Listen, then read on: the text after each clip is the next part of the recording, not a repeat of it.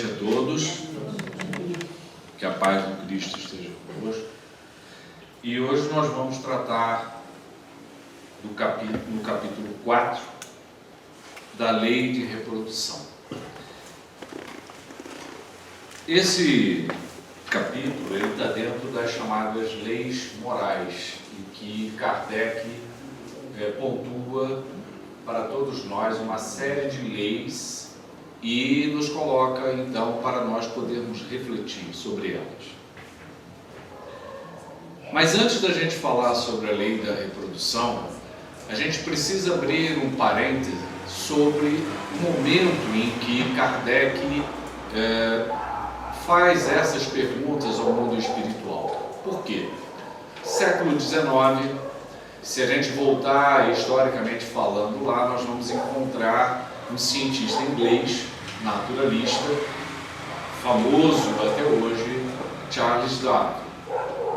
Darwin, ele percorre durante muitos e muitos anos o mundo, os continentes, em busca do estudo das espécies, de como elas se originavam, como elas eram produzidas, como se reproduziam, de onde vinham. E Darwin, como naturalista, queria buscar esse entendimento e saiu, à busca disso em todos os continentes. E desse estudo científico que Darwin realizou, ele escreveu uma obra que ficou muito famosa, que foi A Origem das Espécies. Pois Darwin, naquele tempo, ele questionava a questão divina da criação do ser. Ele queria encontrar na lei da natureza uma razão para explicar da onde nós vínhamos e, mais ainda, como os seres, eles se desenvolviam e eles iam adquirindo, então, uma alteração ao longo do tempo. E ele cunha nessa origem das espécies as teorias que ele observou, da seleção natural. Só um exemplo para a gente poder situar isso em relação ao que Kardec começa a perguntar aos espíritos. Ele, ao viajar por algumas ilhas, as Ilhas Galápagos, ele verifica lá que tinham dois tipos de tartarugas.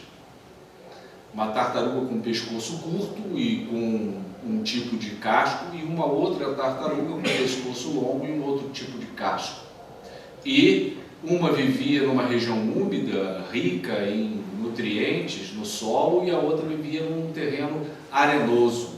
Aquela que vivia no terreno úmido, com muita vegetação, precisava de um pescoço curto, ela se alimentava, encolhia o pescoço e se protegia contra os predadores. Já de pescoço longo, ela vivia num terreno árido e precisava esticar o pescoço para chegar até os arbustos. Repara, isso para a gente hoje é uma coisa muito óbvia. Você olha e você diz, poxa, é óbvio. Mas repara, no século XIX, isso não era óbvio. Não era. Precisou um cientista viajar aos continentes para analisar e dizer que ele acreditava que havia uma seleção natural entre as espécies e sobreviveria aquelas melhores espécies, não aquelas que eram as mais fortes, mas antes, a que conseguissem se adaptar melhor. Se a gente observar também na raça humana, nós vamos ver que, lindo lá atrás na raça humana, a gente vai ver que existiram vários tipos de homens, até nós chegarmos à nossa forma atual de Homo sapiens sapiens. Mas homem de Neandertal e uma série deles. E foi havendo o quê? Uma modificação física, corporal, neste processo. Bom, então feito isso, a gente entende então que Kardec, nessa lei da reprodução, ele está num momento de reflexão em que a sociedade tem Darwin como um cientista e trazendo uma série de pensamentos, de ideias, de reflexões inclusive relacionadas à religião, porque ele não acreditava que nós pudéssemos vir de uma divindade, consequentemente ele queria descobrir de onde via isso, e como cientista ele foi atrás disso. E Kardec, então, ele faz algumas perguntas ao mundo espiritual. Por isso que quando vocês forem ler esse capítulo, muitas pessoas acham estranho as perguntas de Kardec, mas está dentro desse momento em que ele estava vivendo. Então a primeira pergunta que Kardec faz é o seguinte: população do globo. Ele pergunta aos espíritos: a reprodução dos seres vivos é uma lei da natureza? E os espíritos respondem: evidentemente, sem a reprodução, o mundo corporal pereceria. Se a população seguir sempre a progressão crescente que vemos, chegará um momento em que ela se tornará excessiva na Terra? E os espíritos respondem: não. Deus a isso provê e mantém sempre o equilíbrio. Ele nada faz de inútil. O homem, que apenas vê um ângulo do quadro da natureza, não pode julgar da harmonia do conjunto. Primeiro ele faz uma pergunta aos espíritos se a reprodução dos seres todos, e aqui ele não está se referindo somente a nós seres humanos, ele está se referindo também aos outros reinos. Tá? E aí os espíritos nos dizem que isso aí é uma coisa evidentemente que acontece dentro da lei da natureza. E ele segue colocando uma outra questão que estava muito em voga naquele tempo, e que aí veio uma teoria que já era de Malthus, que era um economista, um clérigo, e que Malthus disse um pouco antes de Kardec o seguinte, que a população iria crescer tanto uma progressão geométrica, enquanto que o alimento cresceria numa progressão aritmética, ou seja, a população vai crescer muito mais do que nós vamos ter alimento. Consequentemente, o que vai acontecer? Vamos passar fome. E aí Kardec pergunta: é isso mesmo? Essa ideia é isso? Ou seja, se a população seguir sempre a progressão crescente que vemos, chegará um momento em que ela se tornará excessiva? E os espíritos dizem: não. Deus a isso provê e mantém sempre o equilíbrio. Ele nada faz de inútil. O homem, que apenas vê um ângulo do quadro da natureza, não pode julgar da harmonia do conjunto. E isso é a realidade. Na verdade, a projeção que foi feita, ela não aconteceu em termos de crescimento da população e a questão alimentar. A gente pode até dizer que o nosso mundo é um planeta em que existem desigualdades, sim, mas não por falta de alimento. Sim, porque o homem é egoísta, sim, porque o homem é orgulhoso, e ele então estabelece essa desigualdade entre os próprios irmãos. Mas não porque Deus deseja isso. Quando a gente olha o planeta e vê as desigualdades, não foi Deus que determinou isso de maneira nenhuma. Ele oferece para todos nós uma riqueza enorme que é esse planeta, de água, de chuva, de sol, de vento. E a gente, eu comentei no domingo, a gente vê chover, a gente vê cair granizo, a gente vê o sol, a gente sente isso tudo e a gente ainda reclama dessas mudanças climáticas. Como se a gente tivesse algum conhecimento sobre a necessidade dessas mudanças. Elas são fundamentais para o equilíbrio do nosso planeta. Nós desequilibramos o planeta, causamos uma série de alterações dentro dele, e aí a própria lei da natureza, ela procura trazer um reequilíbrio do que está acontecendo. A nossa atmosfera, ela fica realmente impregnada das nossas emoções e pensamentos perturbados, confusos, doentios, ansiosos, angustiados, medrosos, desesperados, cruéis. Criamos uma psicosfera extremamente negativa e doentia. Isso se espalha. E aí, quando eu observo mudanças climáticas dessa, chove, cai granizo, logo depois vem o sol, diz graças a Deus. Choveu, caiu granizo, depois vem o sol e queima, olha que coisa maravilhosa. Uma série de energias deletérias que ficam na atmosfera são limpas, são purificadas com a ação da própria natureza. E quem comanda isso? O Pai Criador. Quando nós chegamos a esse momento aqui de encontro dentro desta sala, a espiritualidade ela já atuou sobre esse ambiente, trazendo uma ação de equilíbrio, de harmonização, para que a gente possa ser recebido dentro desta casa da melhor forma possível. É como nós, quando estamos em nossas casas para receber uma visita, arrumamos a casa, deixamos ela bonita para a visita chegar, botamos uma toalha, preparamos tudo para quê? Para recebermos aquela pessoa que gostamos, que queremos, que temos um carinho. Assim é a preparação desse ambiente, é assim a preparação do planeta pelo Pai. O fato é que a gente se utiliza mal do que Deus nos fornece. Dentro deste mundo existem leis. Nós temos o livre-arbítrio, mas existem leis. E a gente quer burlar a todo instante essas leis. Queremos determinar e dar ordem de como deve funcionar tudo e como não deve funcionar, como se fôssemos os criadores. E não é isso bem que o Pai nos ofertou. E a gente vai seguir aqui porque Kardec ele é extremamente lúcido numa série de perguntas e as respostas dos espíritos são realmente muito profundas. E Kardec, seguindo o raciocínio e a pergunta, ele vai, sucessão e aperfeiçoamento das raças. Você vê, ele está em cima da reflexão do darwinismo. Há neste momento raças humanas que evidentemente diminuem. Chegará o momento em que terão desaparecido da Terra? Pergunta Kardec. Será que desaparecerão? E os espíritos respondem, isso é verdade, é que outras tomaram o seu lugar, assim como outras raças um dia tomarão o lugar da vossa.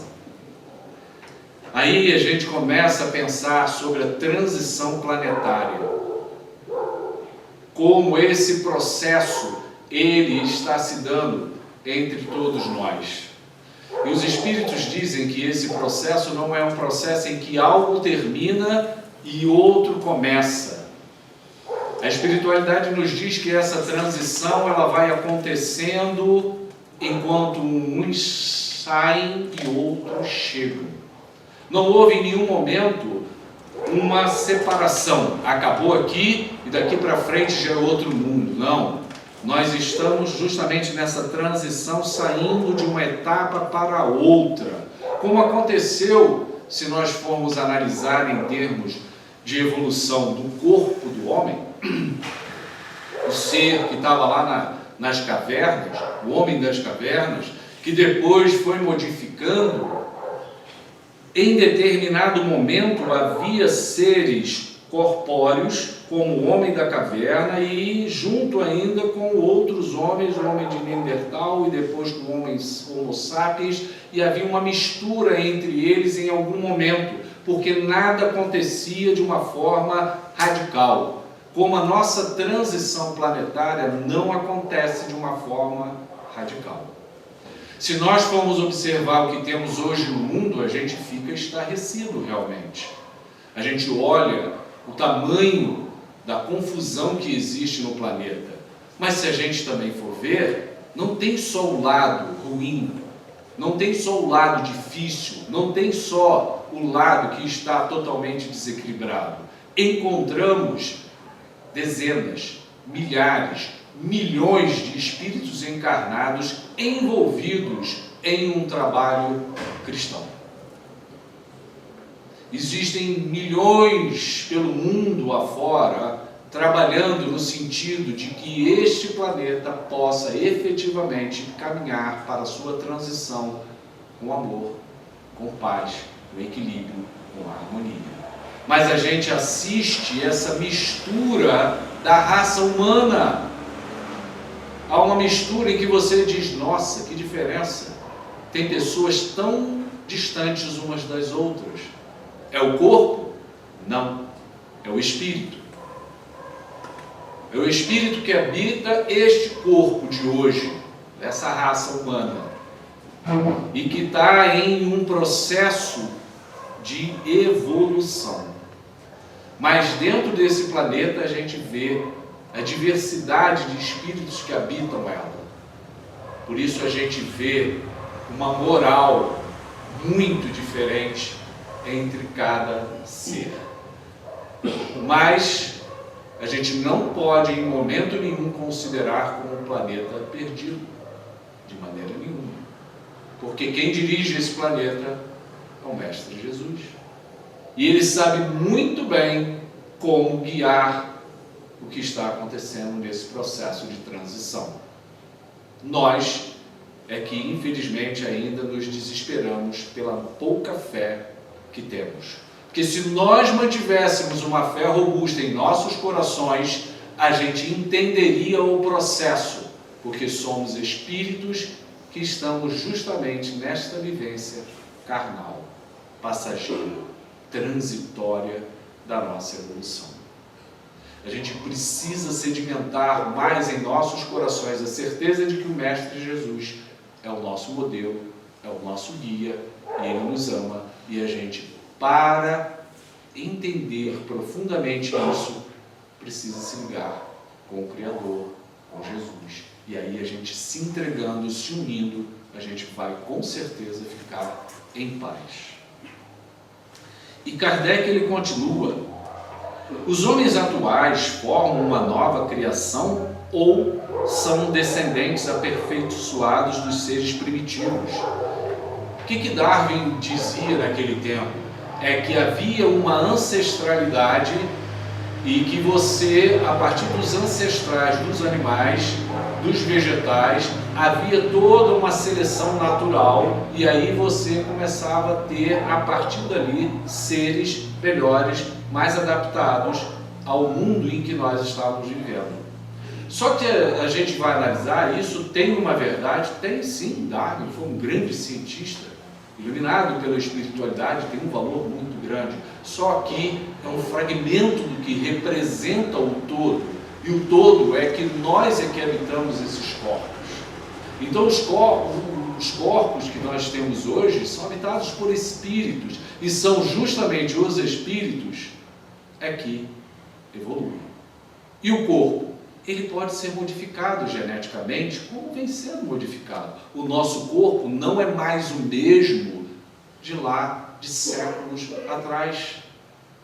A gente observa no estudo histórico disso aí, que eram corpos diferentes, com formações diferentes, com musculatura diferente, com uma carcaça diferente, a ossada, porque eram adaptadas para o momento de evolução do ser naquela época. E que à medida em que nós vamos avançando, vai havendo também do corpo carnal as modificações necessárias. Sim, a partir dos ancestrais, sim, mas quem habita o corpo é o espírito. E aí os espíritos nos dizem: são os mesmos espíritos que voltaram para se aperfeiçoar em novos corpos, mas que ainda estão longe da perfeição. Assim, a atual raça humana, que pelo seu crescimento tende a invadir toda a Terra e a substituir as raças que se extinguem, terá sua fase de decréscimo e de desaparição. Será substituída por outras raças mais aperfeiçoadas que descerão da atual, como os homens civilizados de hoje descendem dos seres brutos e selvagens dos tempos primitivos.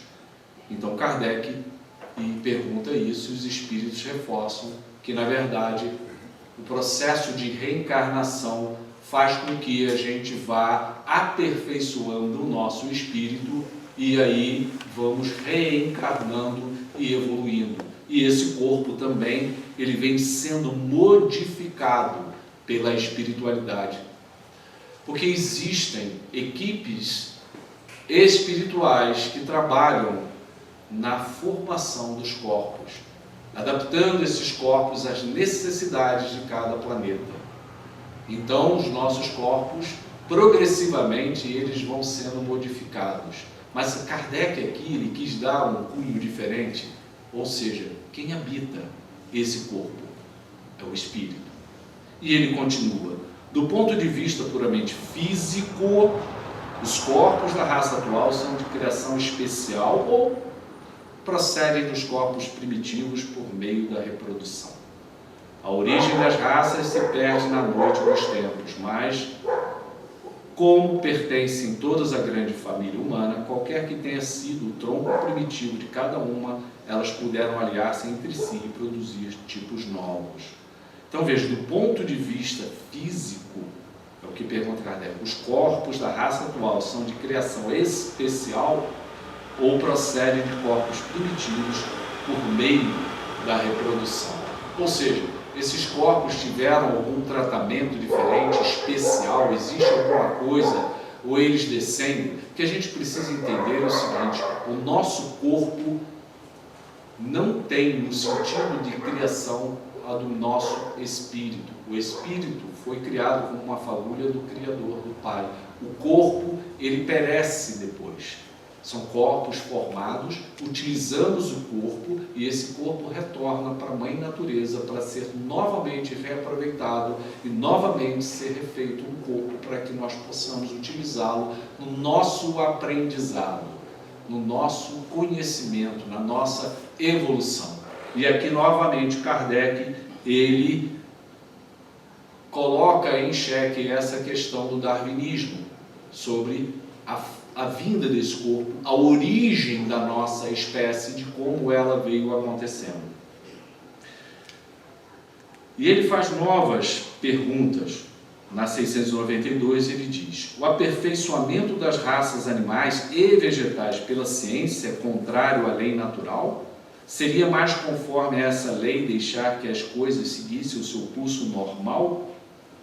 E os espíritos respondem, tudo se deve fazer para chegar à perfeição e o próprio homem é um instrumento de que Deus se serve para atingir os seus propósitos, sendo a perfeição o objetivo para o qual tende a natureza, favorecer essa perfeição e corresponder aos desígnios de Deus. Aí tem um desdobramento, mas geralmente o homem só se esforça para conseguir a melhoria das raças por interesse pessoal, não tendo outro objetivo senão aumentar os seus prazeres. Isso não lhe diminui o mérito? O que importa é que seu mérito seja nulo, contanto que o progresso se realize. Cabe a ele, pela intenção, tornar meritório o seu trabalho. Aliás, por meio desse trabalho, ele exerce e desenvolve a inteligência e é sob esse aspecto que tira maior proveito. Aqui, Kardec pergunta sobre a ciência e o quanto nós, seres, podemos interferir sobre as questões da natureza, os vegetais, os animais, os seres da raça humana. E a espiritualidade, ela nos diz que tudo se deve fazer para chegar à perfeição e o próprio homem é um instrumento de que Deus se serve para atingir os seus propósitos. Então, através da ciência, se nós formos reparar, desde a época do século XIX até hoje, a ciência progrediu muito. A medicina, a biologia, a genética sofreu um avanço enorme. Isso com autorização da espiritualidade. Descobrimos o código genético de cima a embaixo. Conseguiu-se formar clones de animais. E o homem, na sua ilusão, nos seus devaneios, acreditou poder ser Deus, criar novos homens, criar novos clones. E fomos, fertilização in vitro. E você tem embriões e você vai seguindo esse processo, mas o homem se esquece que cada corpo desse, cada ser desse é habitado por um espírito. E esse espírito, quem cria, é o Pai. Podemos dominar algumas partes desse processo, como nos diz a espiritualidade, Deus permite isso, para que o homem se utilize do livre-arbítrio para ver se ajuda, auxilia, melhora à condição dos seus irmãos. Veja, quando se pensou no projeto Genoma, de uma mudança genética, existem vários cientistas que estudam mudanças genéticas para que possa haver curas nos corpos. Louvável atitude, em que se utiliza a ciência para você poder auxiliar o outro, em que mudanças, tratamentos no genoma possam auxiliar o outro a minimizar a dor e o seu sofrimento. Só que o homem, como ele diz aqui, mais geralmente, o homem só se esforça para conseguir a melhoria das raças por interesse pessoal. E aí, não se contendo em querer fazer algo para ajudar o próximo, ele quer obter benefícios materiais disto: dinheiro, posição social, orgulho, vaidade. Aí nós nos perdemos. A ciência se perde neste momento em que Deus oferece a oportunidade que a ciência seja uma porta aberta para que você auxilie o próximo, e você quer se utilizar daquele conhecimento em benefício próprio, perdendo a noção da coletividade, do amor, da fraternidade, da solidariedade. A ciência vem para colaborar com o nosso processo evolutivo. Ela não vem para desagregar, ela vem para somar. Se nós não tivermos essa observação, a gente se perde no caminho. E é isso que muitas vezes as pessoas se perdem no caminho. Uma vez eu comentei aqui, quando essa questão da vacinação começou, Sabin, que foi justamente um dos descobridores que trabalhou no sentido da vacina Sabin contra a poliomielite, quando ele conseguiu fazer a vacina, procuraram ele na época e perguntaram: professor Sabin, o senhor vai vender a sua descoberta, tudo que o senhor trabalhou em termos disso? E Sabin se assusta. Eles: como? Vender? Isso pertence à humanidade. Isso não é meu, eu não tenho o que vender. Isso pertence ao conhecimento da humanidade. Acabou. A plenitude de um ser entendendo qual era a missão dele naquele momento. Ele entregou tudo aquilo que foi emprestado por Deus a ele. E ele soube utilizar aquilo para a coletividade.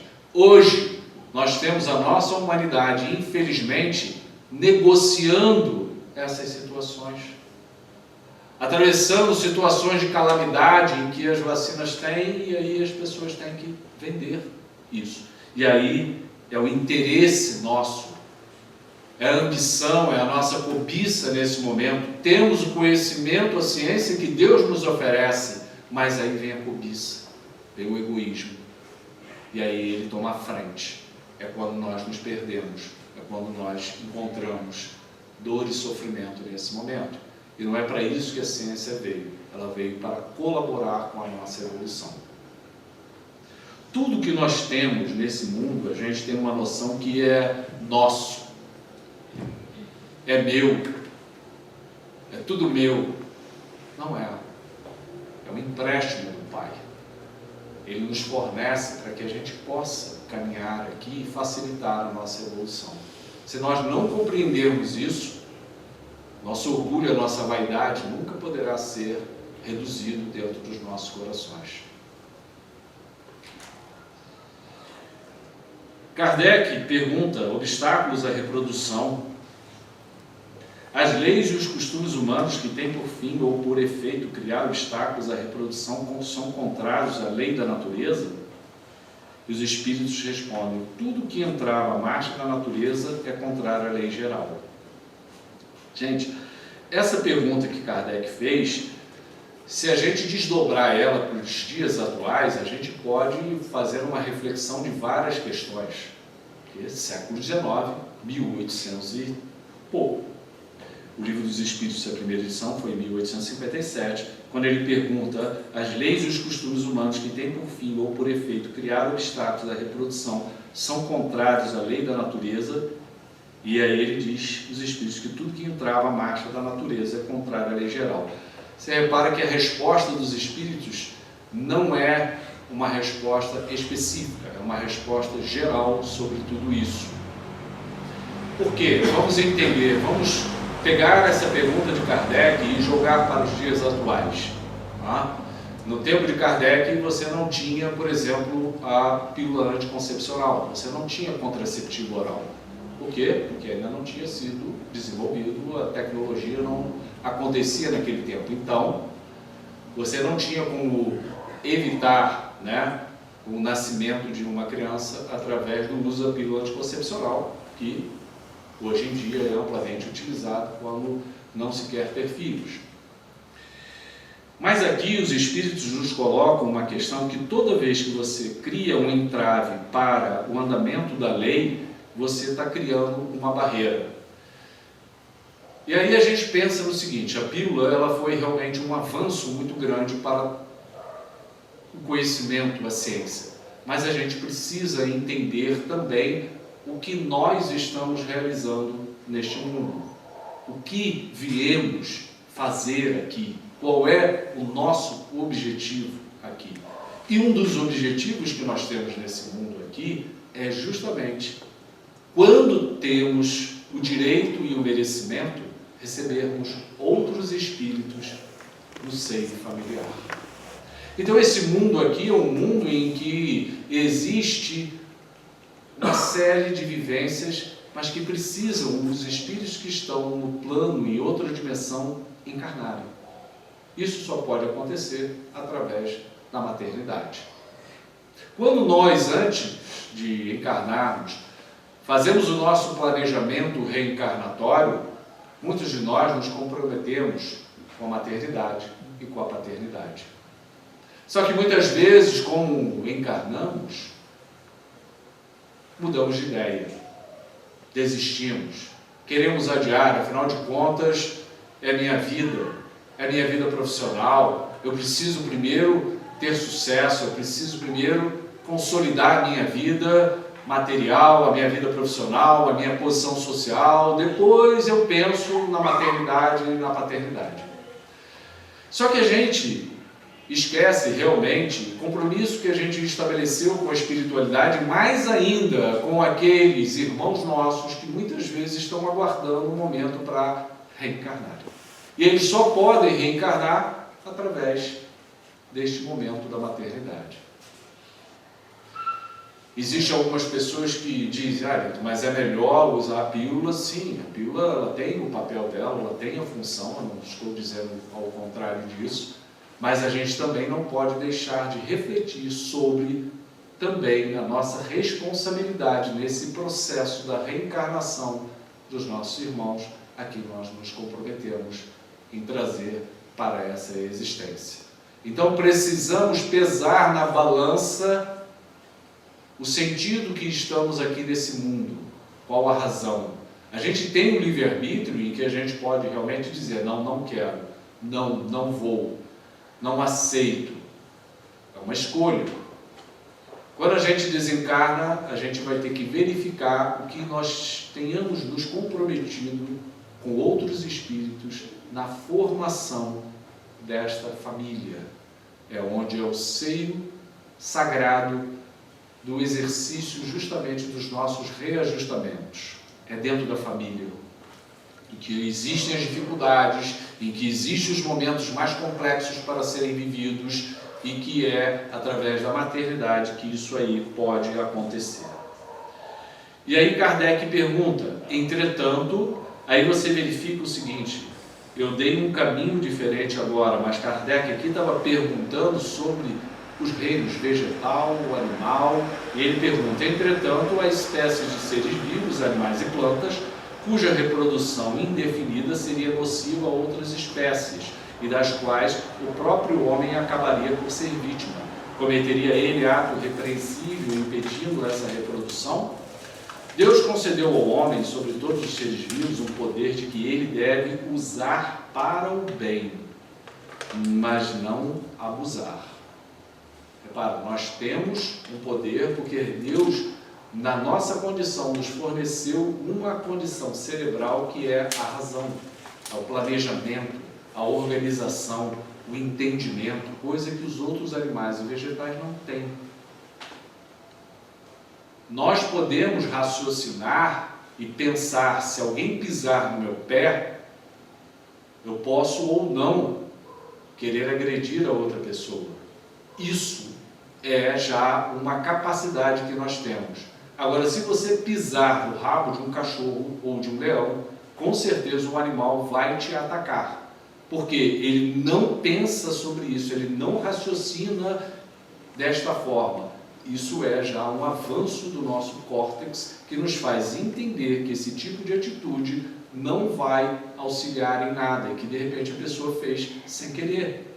O bicho, você pode até falar para ele, foi sem querer, mas ele avança, porque é um instinto, ele tem isso dentro dele, ele não raciocina, ele não pensa que você não fez de propósito. Por isso que a gente diz, animal é animal, atenção. Muitas pessoas, né, consideram às vezes os animais muito queridos, mas às vezes os animais avançam no próprio dono por conta de não raciocinarem da mesma forma que nós raciocinamos. Pode, pois, regular a reprodução de acordo com as necessidades, mas não devem travá-la desnecessariamente. A ação inteligente do homem é um contrapeso instituído por Deus para restabelecer o equilíbrio entre as forças da natureza. E é ainda isso que distingue o homem dos animais, pois ele age com conhecimento de causa. Então Deus nos dá uma possibilidade de atuarmos sobre os outros animais, sobre os outros reinos, vegetal, mineral, mas tendo um racional sobre isso. É importante que a gente atue, mas a gente não abuse dessa habilidade, dessa permissão que o Criador nos forneceu. Porque senão a gente avança demais nesse processo. É quando a gente se sente acima dos outros, acima de tudo, e acha que tem um poder enorme e que pode dominar o mundo. O que se deve pensar dos costumes que tem por fim? E ele faz uma outra pergunta aqui. O que se deve pensar dos costumes que tem por fim impedir a reprodução com vistas à satisfação da sensualidade? Isso prova a predominância do corpo sobre a alma e quanto o homem é material.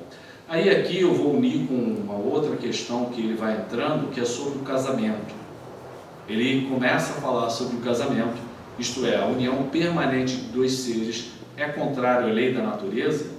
E os espíritos dizem, é um progresso na marcha da humanidade.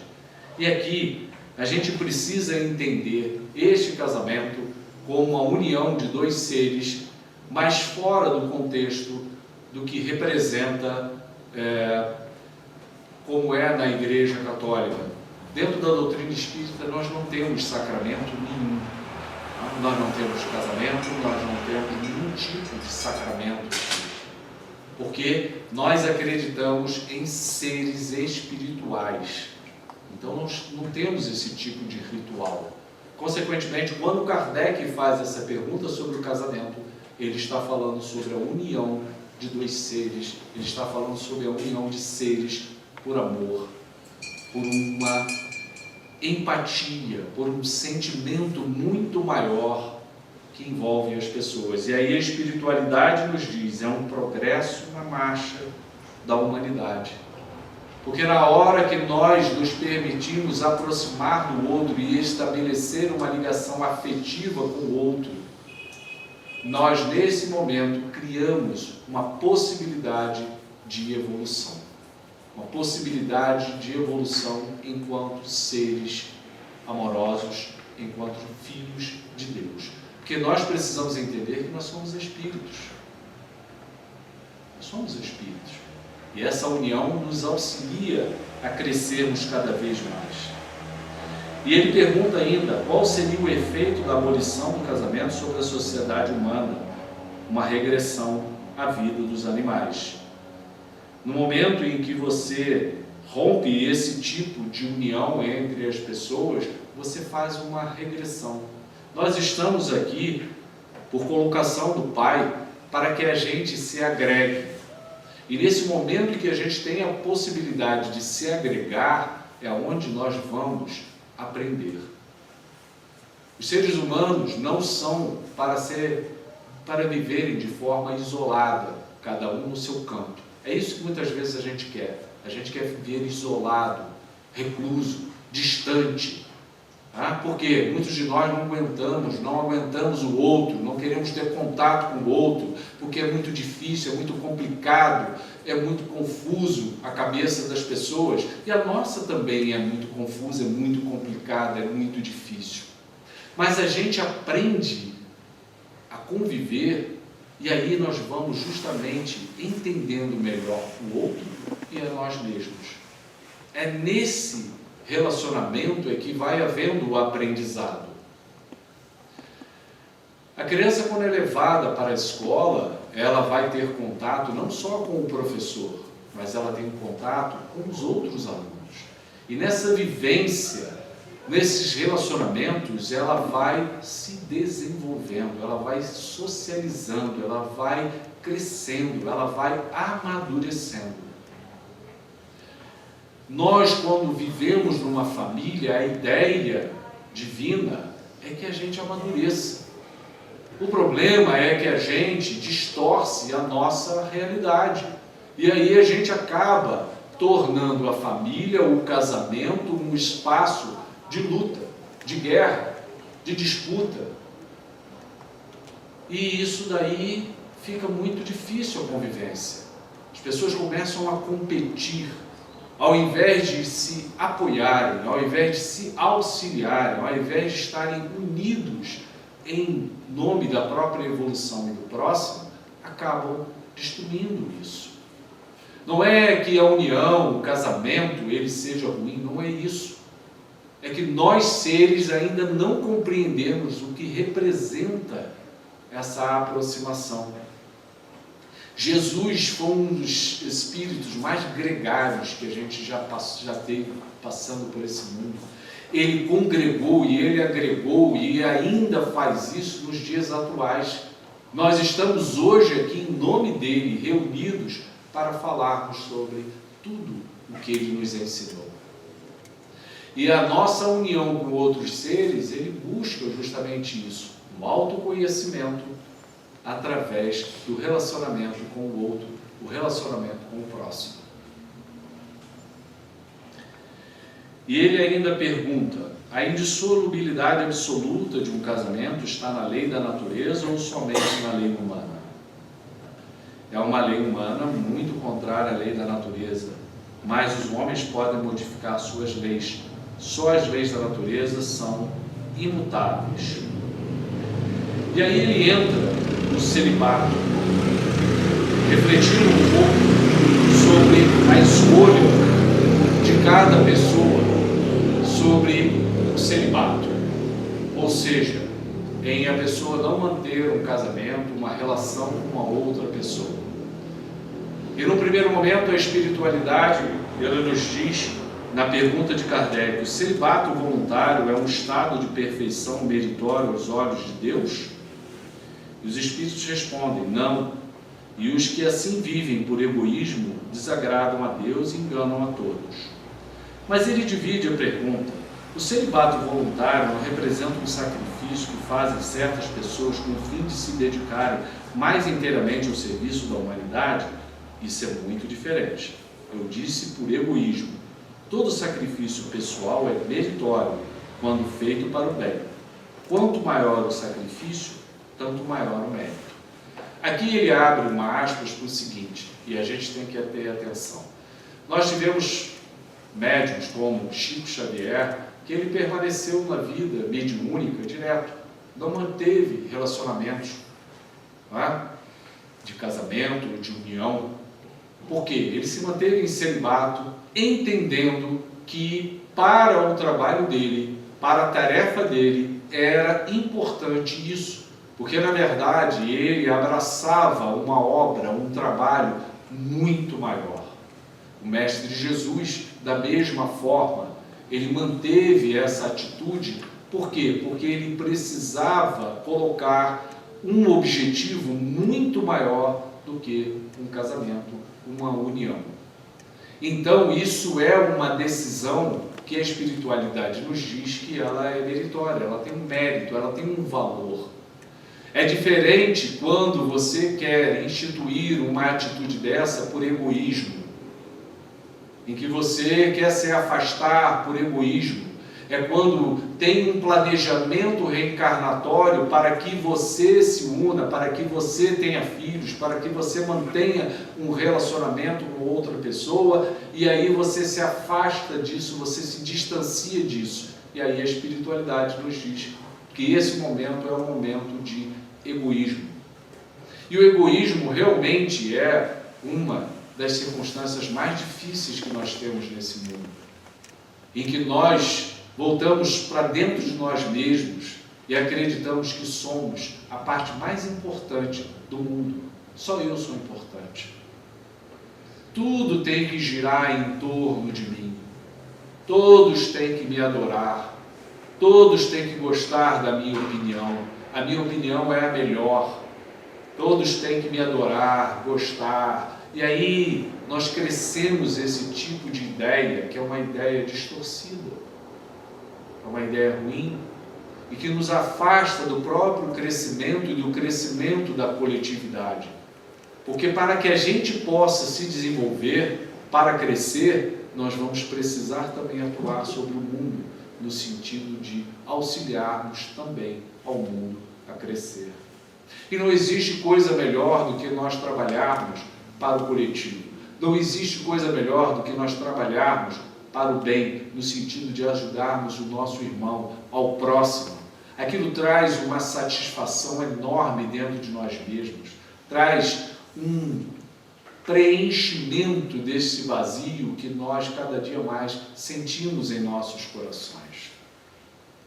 E quando ele nos fala disso, ele diz: Deus não pode contradizer-se, nem achar ruim o que ele próprio fez. Não pode, pois, ver mérito algum na violação de sua lei. Mas, se o celibato em si mesmo não é um estado meritório, o mesmo não sucede quando constitui pela renúncia às alegrias da família. Um sacrifício praticado em favor da humanidade. Todo sacrifício pessoal tem em vista o bem e sem qualquer ideia egoísta, eleva o homem acima de sua condição material. E é isso que a gente precisa levar nos nossos corações. Essa ideia de não nos afastarmos, mas de nós enfrentarmos o nosso egoísmo. Nós podemos verificar o quanto nós somos seres egoístas, desde as pequenas coisas materiais até os sentimentos, as emoções e a nossa moral. E ele finaliza com o último título que ele nos fala nessa lei da reprodução sobre a poligamia.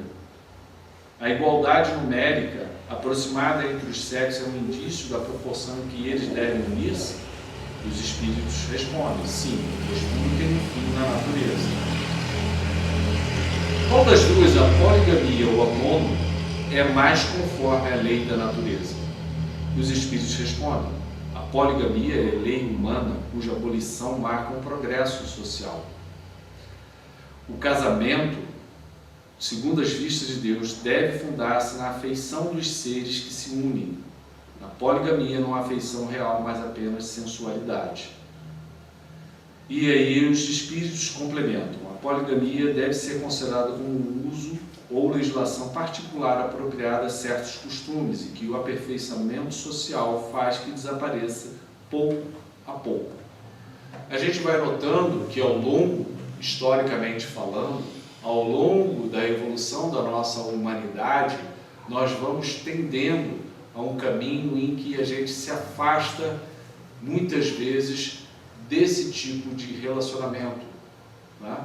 E aí vai tendendo a ter relacionamentos mais consistentes. Isso aí é uma coisa importante. Os relacionamentos precisam ser consistentes no sentido espiritual, no sentido moral, pois esses são, na verdade, o que vai manter a nossa própria existência aqui. A gente precisa entender, como a gente conversa aqui sempre, que nós estamos num processo evolutivo e que esse processo evolutivo ele não termina nesta encarnação. Essa encarnação ela representa uma trajetória, um caminho, uma passagem que nós estamos atravessando na existência. E que quanto mais nós vivenciarmos o amor ensinado pelo Cristo, a compaixão, a fraternidade, a paciência e a tolerância, mais nós vamos encontrar a paz que nós tanto desejamos. Então, quando nós somos colocados numa família para vivenciarmos, é para que a gente exercite uma série de valores que precisamos desenvolver. Se não os temos, a gente precisa começar a exercitar. Eu não sou paciente, eu não sou tolerante, eu sou irritado. Comece a exercitar isso. Por isso é que você se uniu, por isso você está dentro de uma família. A gente bem sabe que os casamentos, as uniões, as famílias que nós temos nesse mundo não são perfeitas. São famílias e uniões nossas, de seres imperfeitos, que apresentam uma série de deficiências, uma série de falhas. Somos nós. Mas é com essas falhas, com essas deficiências, com essas sombras, com essas limitações, é que nós vamos caminhar. É importante que nós, quando mantenhamos uma relação com o outro, a gente seja sincero dentro das nossas limitações, dentro das nossas falhas, dentro dos nossos erros. Porque quanto mais nós soubermos sobre nós mesmos, mais nós vamos poder melhorar e aceitar o outro. A gente só aceita o outro quando a gente conhece a si e sabe que nós também temos partes que ainda não estão boas, que ainda não estão bem trabalhadas. Mas se a gente sabe disso, a gente vai aceitar o outro também com as falhas que ele tem. E a vida 2, a vida familiar é isso. É nós podermos aceitar os outros que estão junto de nós com os erros, as limitações, as falhas, todas as dificuldades que as pessoas têm. Nós não temos famílias perfeitas, harmoniosas, maravilhosas, em paz o tempo todo. Não é assim. Viemos para resolver problemas, viemos para reajustar uma problemática de outras vidas. Agora, nos cabe nos colocarmos à disposição para que essas mudanças possam acontecer. E para isso é que Deus nos dá a possibilidade dessa existência para as modificações que se façam necessárias nas nossas vidas. Que nós possamos utilizar sempre essa encarnação para reflexão, para pensamento, para transformação, sempre dentro do Evangelho de Jesus. Voltemos para esse Evangelho como a base das nossas vidas. Sempre que tivermos dúvidas sobre para onde devemos ir, utilizemos o Evangelho do Mestre para seguirmos adiante na nossa existência. Que a paz do Mestre esteja em nossos corações, que possamos utilizar os ensinamentos do Cristo como um caminho para a nossa existência.